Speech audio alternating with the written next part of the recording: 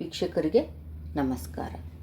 ಮಾರ್ಗಶಿರ ಶುದ್ಧ ಏಕಾದಶಿಯನ್ನು ಗೀತಾ ಜಯಂತಿ ಎಂದು ನಾವು ಆಚರಿಸುತ್ತೇವೆ.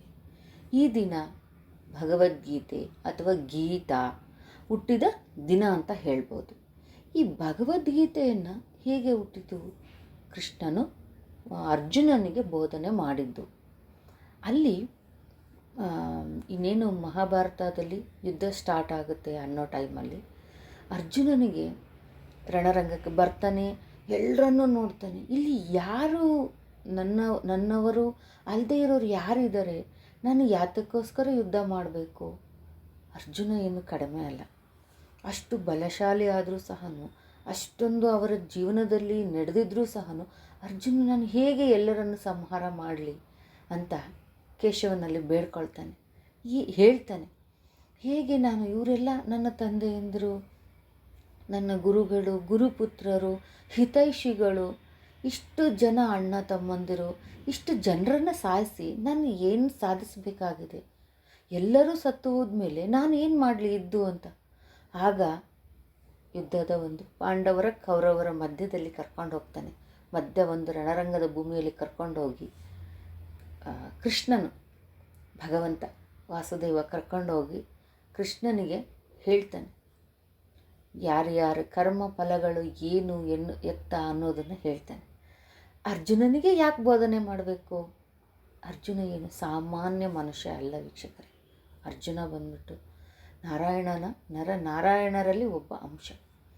ಮಹಾಭಾರತದಲ್ಲಿ ಕುಂತಿಗೆ ಇಂದ್ರನ ಒಂದು ಅಂಶದಿಂದ ಹುಟ್ಟಿ ಬಂದಿರ್ತಾನೆ.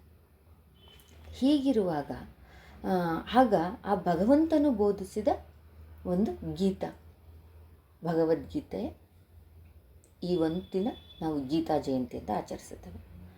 ಅರ್ಜುನ ಈ ಒಂದು ಪರಮೇಶ್ವರನಲ್ಲಿ ಸಹ ತಪಸ್ಸು ಮಾಡಿ ಪಾಶುಪತಾಸ್ತ್ರವನ್ನು ಗೆದ್ದಂಥವನು.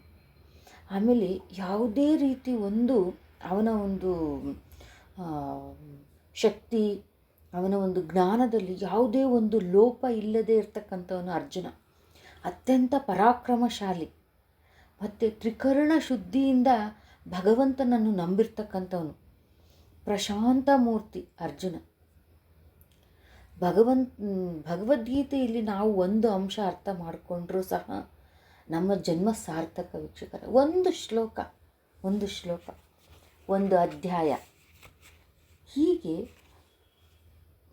ನಾವು ಏನು ಕೃಷ್ಣನ ಒಂದು ಭಗವದ್ಗೀತೆಯನ್ನು ಎಲ್ಲ ಏನೇನೋ ಕೆಲವೊಬ್ಬರು ಹೇಳೋದು ಏನೋ ಪೂಜೆ ಮಾಡ್ತೀವಿ, ಯಾವುದ್ಯಾವುದೋ ಎಲ್ಲ ಮಾಡ್ತೀವಿ, ಅದೆಲ್ಲದನ್ನು ಬಿಟ್ಟು ಕೃಷ್ಣಂ ಒಂದೇ ಜಗದ್ಗುರು ಅಂತ ಏನು ಸಾರಿದಾರಲ್ಲ, ಆ ಕೃಷ್ಣನನ್ನು ಮಾತ್ರ ಪೂಜೆ ಮಾಡಿ ಅಂತ ಸಹ ಕೆಲವು ಗುರುಗಳು ಹೇಳ್ತಾರೆ ವೀಕ್ಷಕರೇ. ಕೃಷ್ಣನಲ್ಲೇ ಎಲ್ಲ ಇದ್ದಾರೆ, ಎಲ್ಲ ಇದೆ ಅಂತ.